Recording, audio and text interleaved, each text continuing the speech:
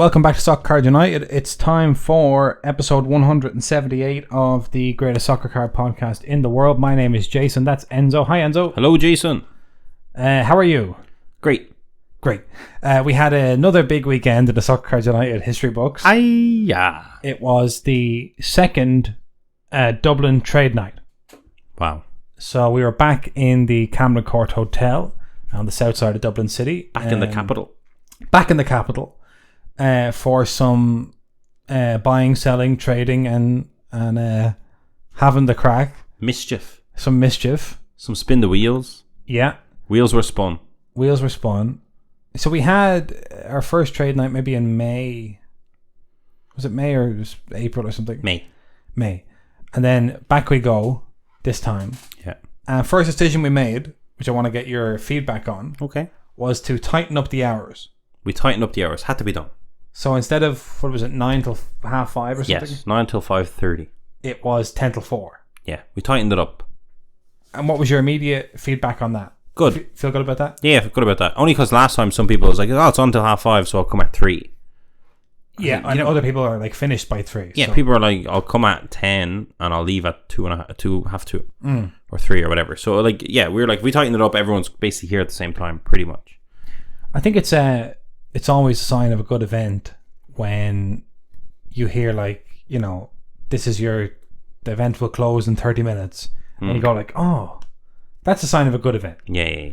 It's not, you don't want to kind of be like, geez, it's on for another hour, is it? Yeah. That's never good. Never good. So that was good. I thought the pastries this time round were better. And they were great the first time. And I was sad to lose the croissants because I was looking forward to those. Yeah, mini croissants. But the little custard things I love custard. Yeah, I like custard as well. Well, custard's the official pastry filling of Soccer Cards United.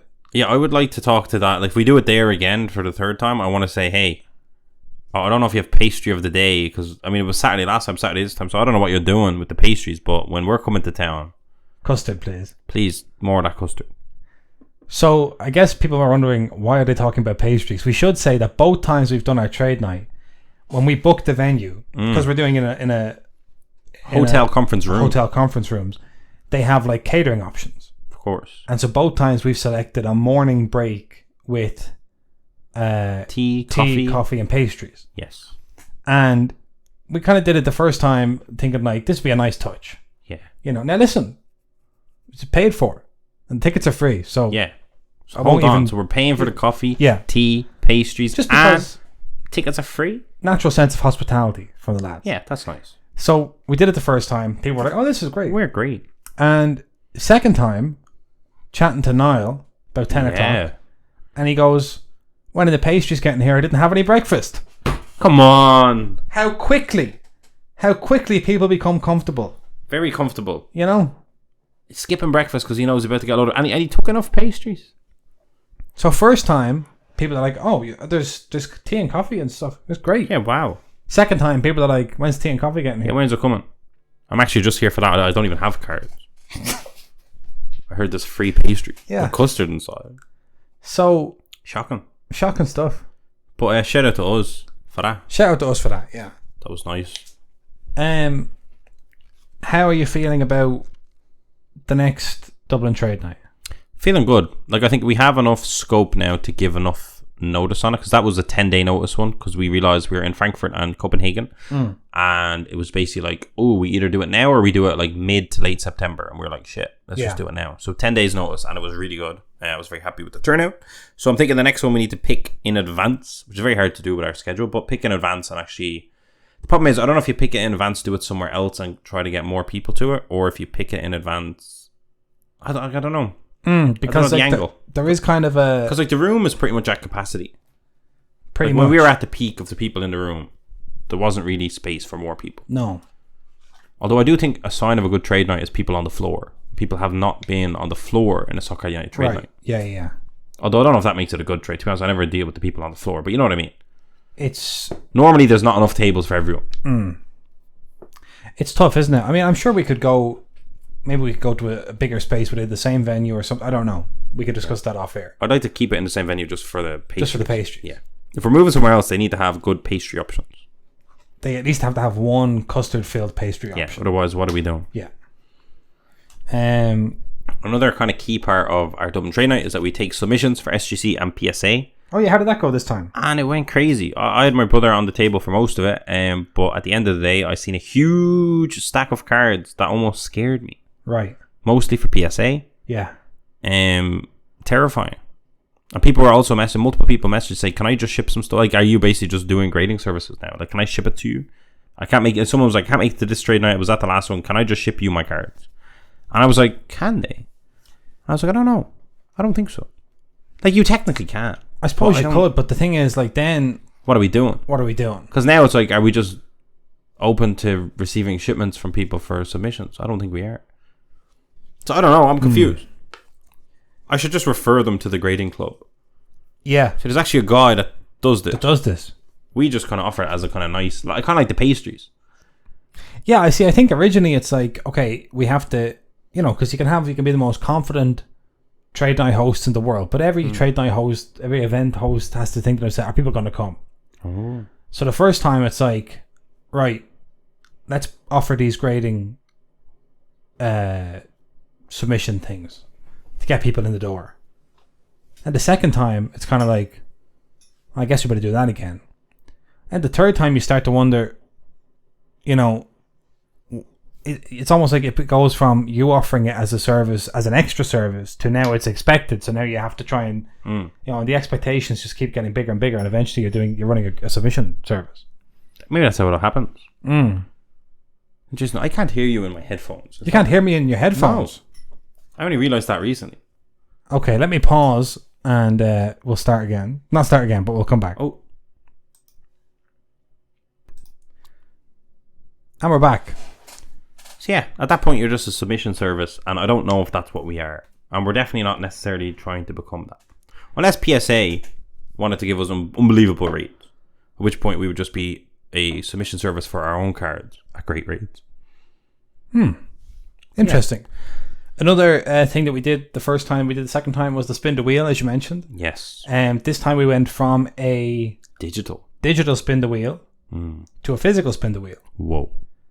And the thing about the digital spin the wheel was it kind of spontaneously became this thing where it's like, right, everyone's going to spin the wheel now. Yeah. Because it wasn't like you wander up and you spin the wheel. It was like, because I had to hook up the laptop and everything, I was like, right, going to hook this up. It's spin the wheel time. It's spin the wheel time. We're going to go around the room. Every single person's going to spin the wheel. And then after that, the spin the wheel's been put away, and that's the end of it. Okay. Then that was kind of like a bit strange. So I was like, let's get a physical spin the wheel. Got the physical spin the wheel. And I think people enjoyed it more. It was more chill.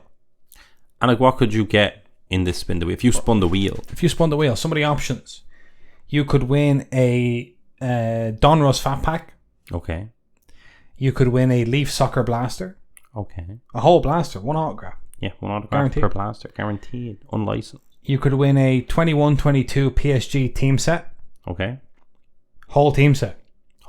You could get Messi, Mbappe, Neymar autographs in there. Yeah. There was 22-23 PSG team set pack. Okay, so you might, you're spinning the wheel here. There has to be different tiers. Was there any part of the wheel, like, could you spin the wheel and get nothing? No. Oh. So you're guaranteed a prize.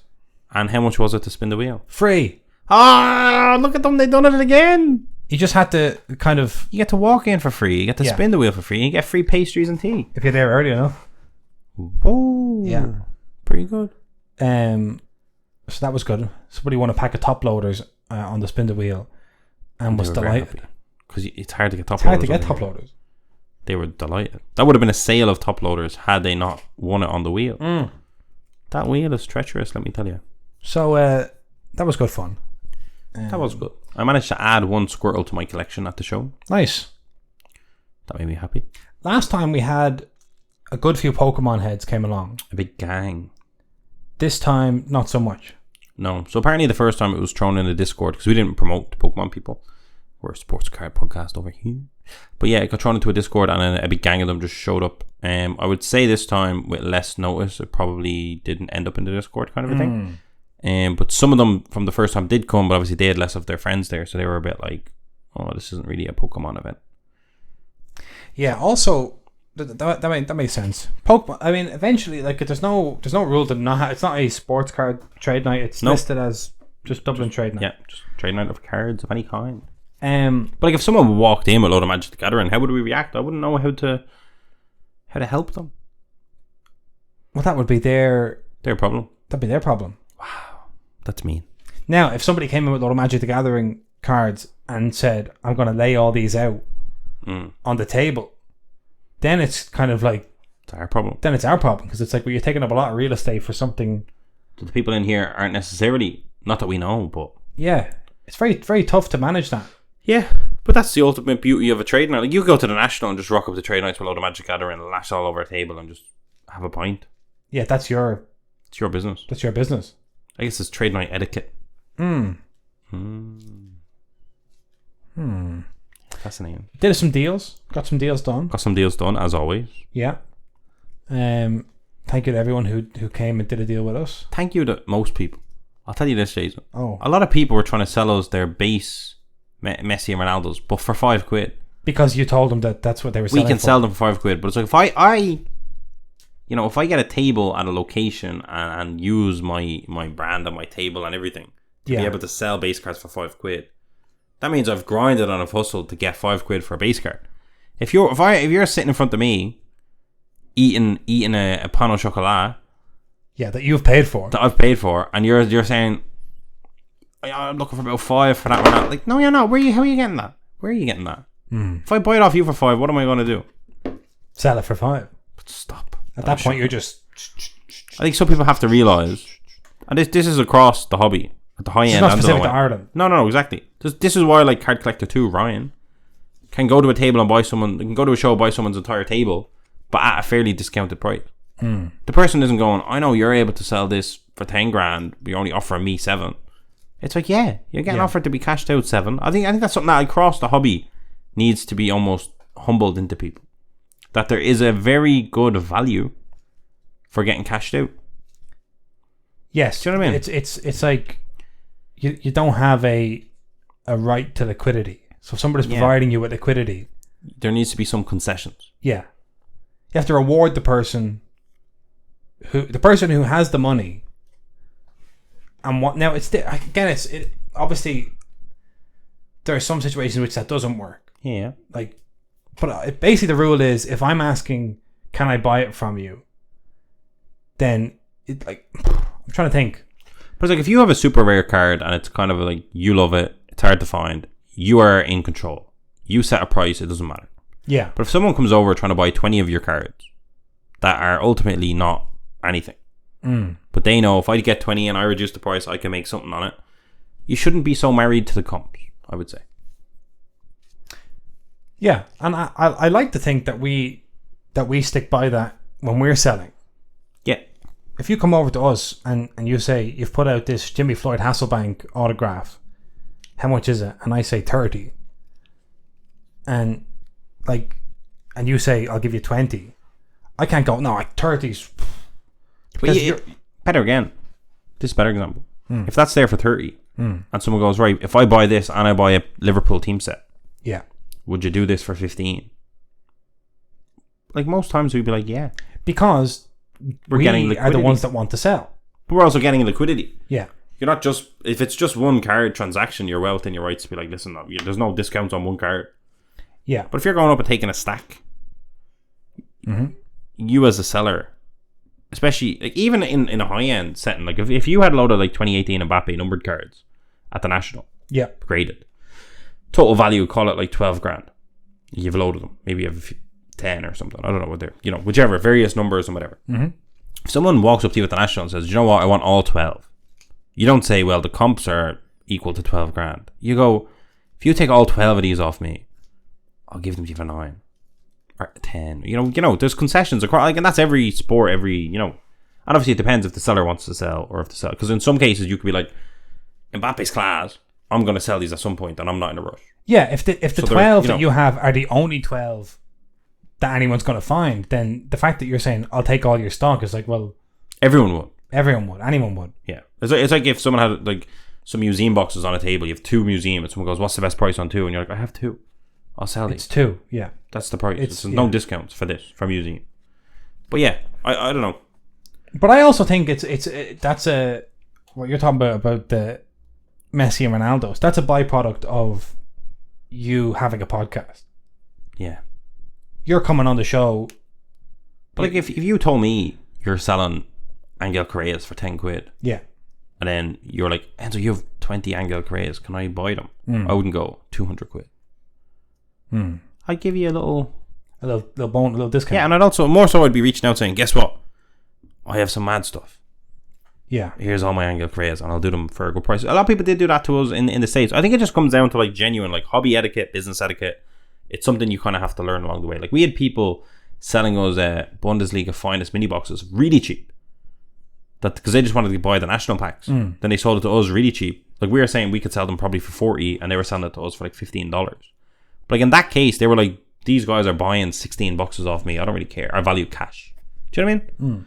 I don't know. I just thought it was interesting. I had a good time. I also think we're talking about like selling base cards or whatever for €5 in the Irish market to non-hobby heads. Yes. And it's like, I would encourage people, if you don't want to, like if you want to get €5 for it, go and set up at a market stall or something and sell them for €5. Yeah. It's like, because that's how you get it. That's how you get it. It's like kind of, I think there's a thing, which I see a lot in the hobby, where it's like, well, we don't have to do this deal. Yeah. I think there's people that get like almost like, you know what, it's like when you're in it, you're just in it until it's over. Yeah, and like when you're playing a Pokemon game and it's like a Pokemon appears and then you're in the duel. Yeah. And it's like you have to just complete the duel. But you don't. You can run. You can just run. You just say, actually, do you know what? And at any point in a negotiation you can go, let's just leave it. Yeah, let's just stop. And I rarely see anyone do that. People like will make mortal enemies of each other instead of just saying, right, we've both clearly gone down the road a little bit and haven't. We're not getting there. We're not getting there. It's not happening. Why don't we just shake hands and agree that this isn't the right deal for us, instead of being like, no, I can't do it, you know, and then you walk away going, he's a prick, man. Don't deal with him. You know, he's horrible. He's horrible. It's like, no, you both just round pegs, square holes, all that stuff. I don't know. But I think, again, it just comes down to learning how to handle negotiations and deals. And we're all learning together, because in the European hobby, it's quite new. And in fairness, sometimes you maybe from watching YouTube videos and stuff, you feel like he's after offering me this, I have to counter, otherwise I've not done it right. You know, but it's about kind of knowing what you want for stuff as well in advance. There's a lot. I don't know. I find it fun. Every trade night we go to, every card show, there's always that going on. Right, so that's that. Let's check in on a couple of products which have been out for a while. One is Merlin Chrome, officially on the Stock Card United website. Oh, is it? Right now. I haven't put it up, but by the time they're listening to this, wow. Yes, it's up. Incredible. Unless you put this podcast up very fast. I certainly won't. Having a look at some sales from Merlin Chrome. There's all sorts of stuff going on here. Look at these. There's a Thomas Muller Sorcerer's Auto for 18 quid. This Julian Alvarez, I don't know if that's real, but that seems crazy. The L50 Gold Rookie for $700. There's no way that was real. Surely. That's like an of 10 price for him at the minute. Yeah, that's strange. But that's a good image. That's what I like about Merlin, is we're getting different images, we're getting different design, but it still feels very chrome, very premium. I see. Here's an atomic Omer Atzili for, I think that's Maccabi Haifa, or is it Maccabi Tel Aviv? It's one of the Maccabees. Maccabi Haifa. Put the team name in the. Yeah. No one wants to type that. Please. So yeah, selling nicely, selling well. The Mojos are back. Merlin's Masters. Yeah, there's a Fabio Carvalho best offer accepted for 40, and obviously Julian Alvarez is streets ahead of Fabio Carvalho, but that's I don't know about that sale.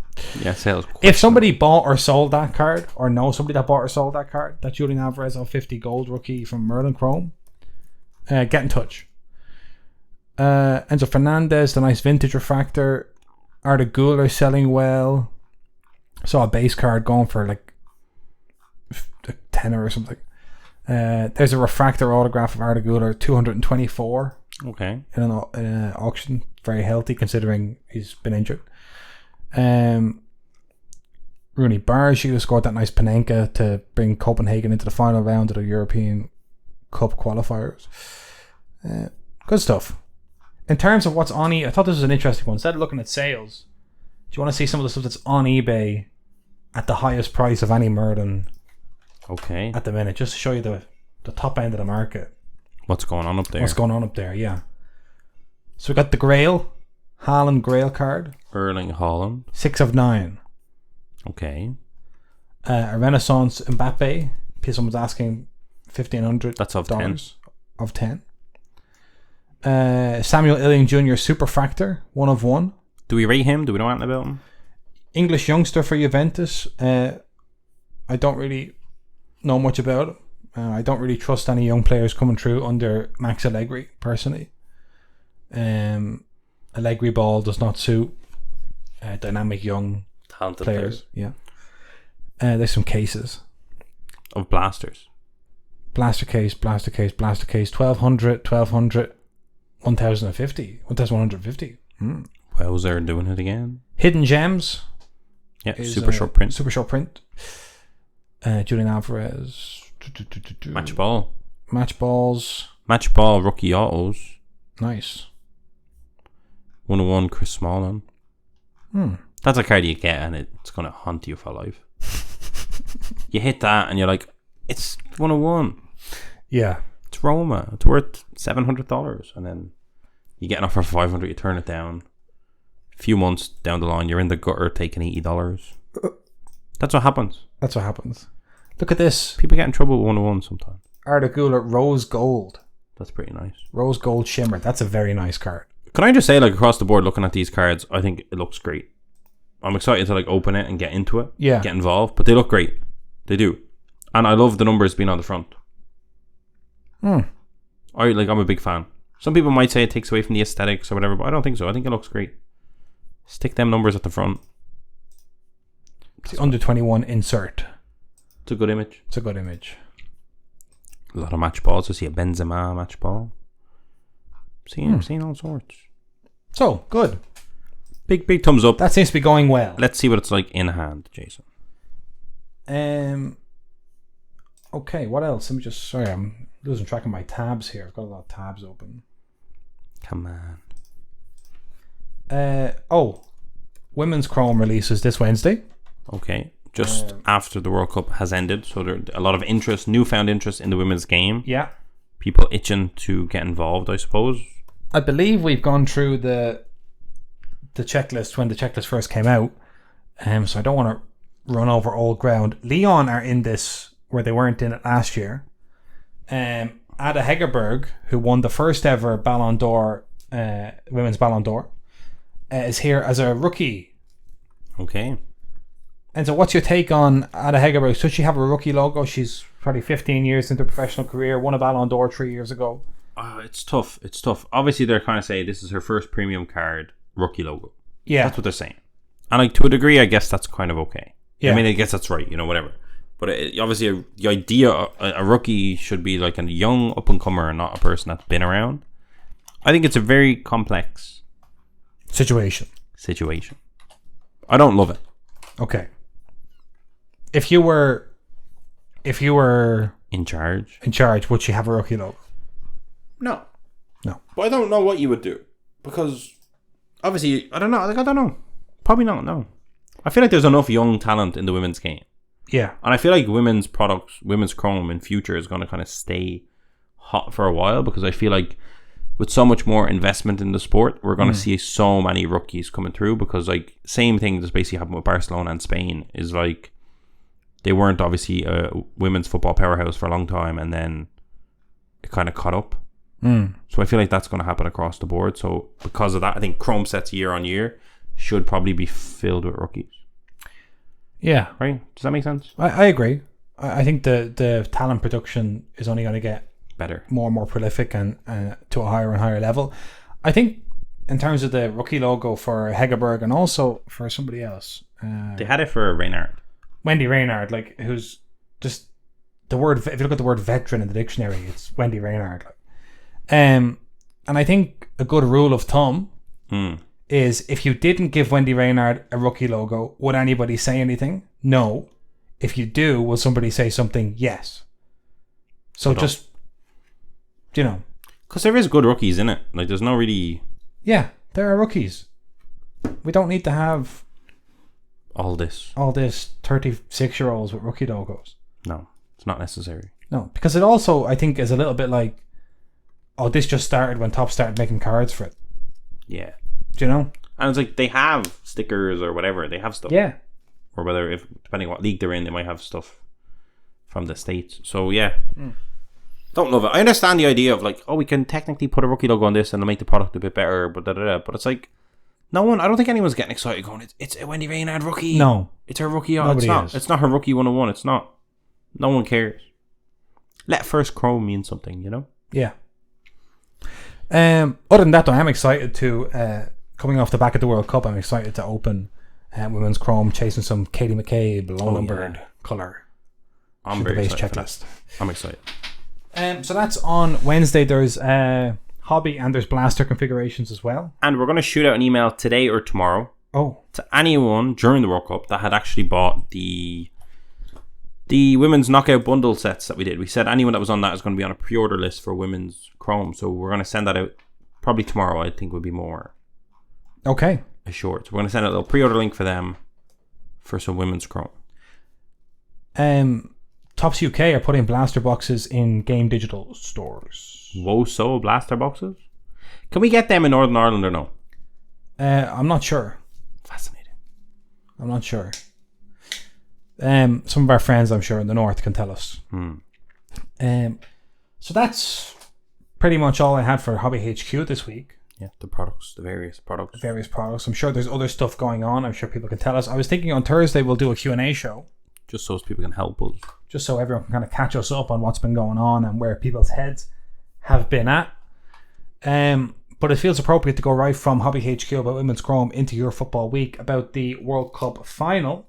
Women's World Cup final was on Sunday morning, 11 o'clock our time, at night, I believe, in Australia.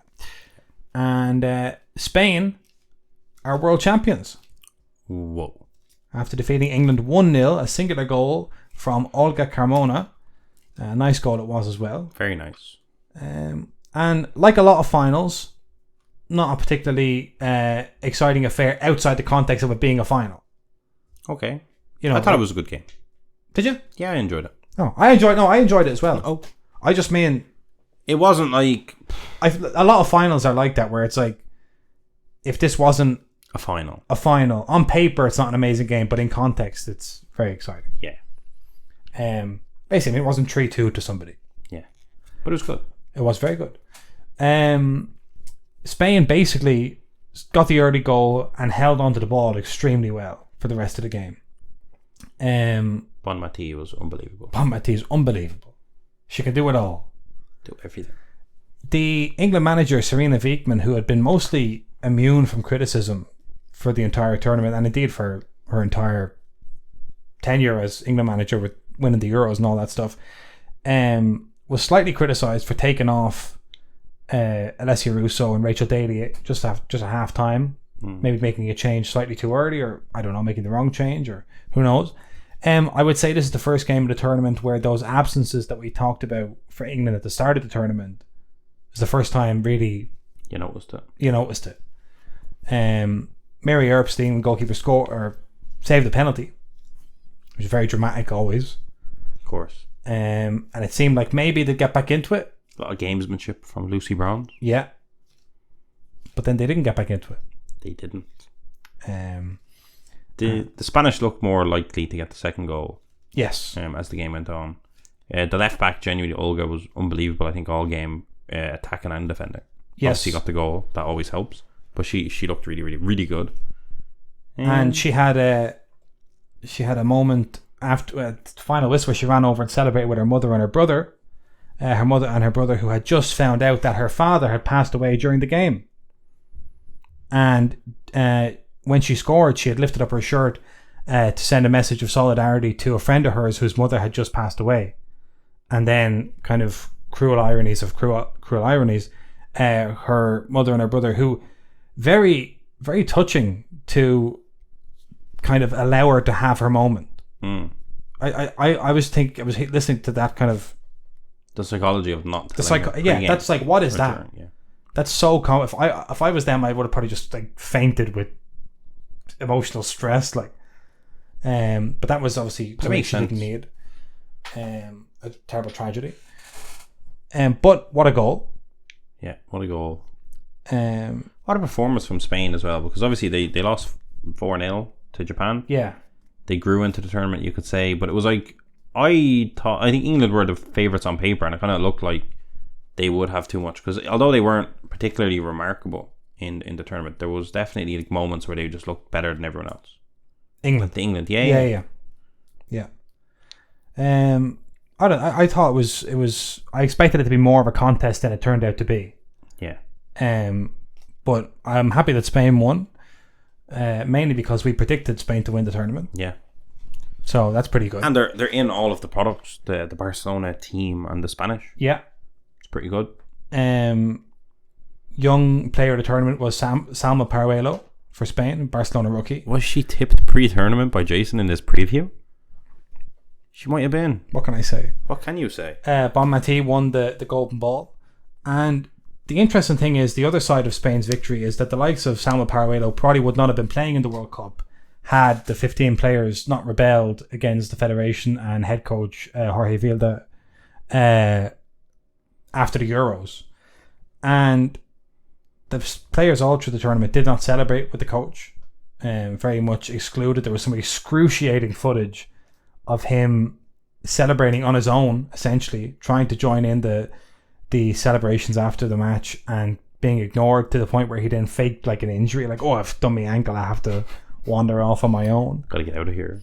And he was supported all through the controversy with the rebels by the president of the Spanish Federation, Luis Rubiales, and Rubiales then manhandled a lot of the Spain players in the celebrations and culminated with grabbing Jenny Hermoso by the head and kissing her on the lips.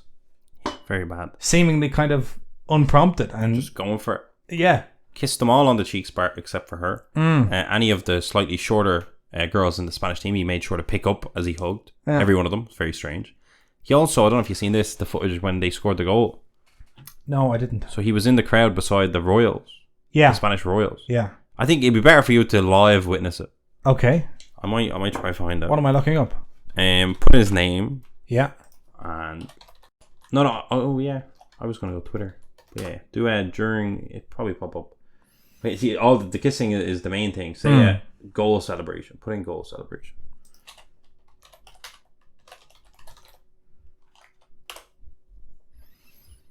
Doesn't seem like it's been overshadowed. Oh, let me find it. Can you spell his name for me? Yeah. R-U-B. Oh, it's Rubial. Is it? Rubiales, yeah. So just while Enzo's doing that, I'll talk about the Spanish victory. I think Spain have set a new standard, just like they did in 2010 in the men's game. I think this Spain team has set a new standard for what technical ability looks like in the women's game. There are moments from the game where England, who are the more physical team than Spain, and the bigger team, are attempting to win the ball back, and the Spain players are pinging it around in triangles. They're showing amazing control, amazing technique, amazing composure. And I said before the tournament that maybe this was like a Spain 2010 one where Barcelona are preeminent in the game and that can bleed into the national team, and they can kind of set a new standard in the game. And I think that came to pass. Obviously that was not an original thought when I said it, other people had observed it, but it was very exciting to see. Even Alexia Putellas got onto the pitch for about 10 minutes towards the end of the game, and I think Spain were deserved winners. England obviously bitterly disappointed, but it's their first Women's World Cup final. It's Spain's first Women's World Cup, and I have an amazing collection of statistics here that FIFA published after the match. It's about the World Cup in general. Here are some things about the World Cup.